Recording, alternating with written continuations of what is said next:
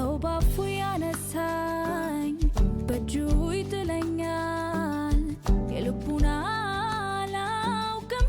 ግራ ይገባኛል የልብን ጥያቄ ማነው የሚፈታው ካንተ በቀር አባት ካንተ በቀር ጌታ ዛሬ ጥያቄ አለኝ ለምን ደሞ ለምን ይክፋኝ ብስጭት ጭንቀት ጤንነት ላይ ሆነኝ ብስጭት ጭንቀት ጤንነት ላይ ሆነኝ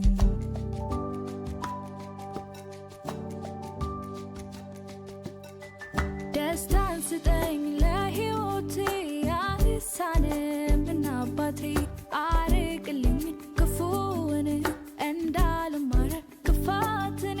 በቀኝ አውለህ አሳድረኝ ክፉ ነገር